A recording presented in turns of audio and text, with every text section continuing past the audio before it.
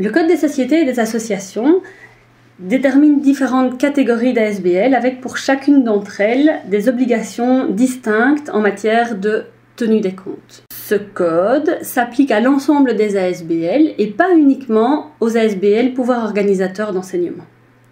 Le Code des sociétés et des associations distingue deux grandes catégories d'ASBL, les petites et les autres, qui n'ont pas été dénommées de manière plus précise et que j'appellerai moi les grandes. Ces grandes ASBL sont celles qui, à la clôture du dernier exercice comptable, satisfont à au moins 2 des 3 critères suivants. 50 travailleurs équivalents temps plein, 9 millions d'euros de chiffre d'affaires et 4,5 millions au total du bilan. Quand on parle de 50 travailleurs équivalents temps plein, ça correspond au nombre moyen de travailleurs inscrits à la banque de données d'Imona. Sont donc à prendre en considération l'ensemble des travailleurs inscrits au registre du personnel, en ce compris les membres du personnel subventionné.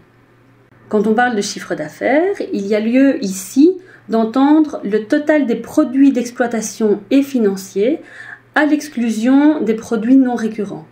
Ce poste comprend donc l'ensemble des subventions, à l'exclusion cette fois-ci des subventions de traitement. Ces ASBL ont l'obligation de tenir une comptabilité en partie double et de confier à un réviseur nommé par l'Assemblée générale le contrôle des comptes annuels. La catégorie des petites ASBL comprend quant à elle celles qui ne dépassent pas plus d'un des critères précédemment évoqués à la date de clôture de leur dernier exercice comptable. Ces ASBL ont l'obligation de tenir une comptabilité en partie double. Elles ont l'autorisation de présenter les comptes selon le schéma abrégé qui doit être déposé annuellement à la Banque nationale.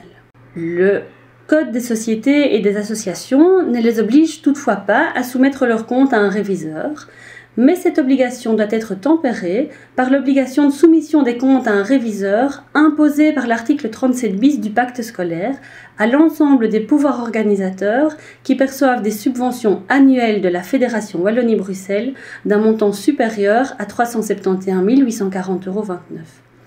Cette obligation n'est donc bien imposée qu'aux ASBL PO et pas à l'ensemble des ASBL. Dans la catégorie des petites ASBL, on distingue 2 sous-catégories qui sont des exceptions. D'une part, les micro-ASBL, qui sont celles qui ne dépassent pas plus d'un des critères suivants à la clôture de leur exercice comptable. 10 travailleurs équivalents temps plein, 700 000 € de recettes et 350 000 € au total du bilan. Ces micro-ASBL ont l'obligation de tenir leur comptabilité en partie double et de présenter les comptes selon le microschéma qui devrait être disponible dans le courant de l'année 2021.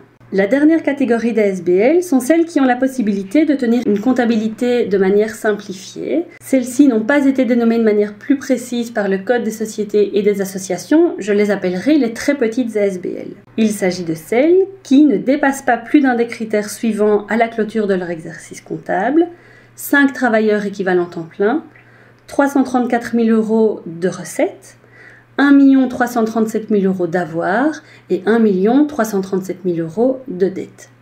Ces critères doivent être combinés avec l'article 37 bis du pacte scolaire qui autorise les ASBL PO à limiter la tenue des comptes à un état détaillé des recettes et des dépenses uniquement pour les PO de l'enseignement fondamental dont chacune des écoles scolarise moins de 180 élèves.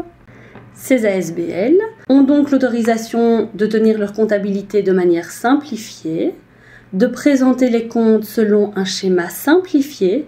Ces ASBL doivent déposer leurs comptes actuellement au greffe du tribunal de l'entreprise. Il est cependant envisagé qu'à terme, ces comptes doivent être déposés de manière électronique à la Banque nationale de Belgique.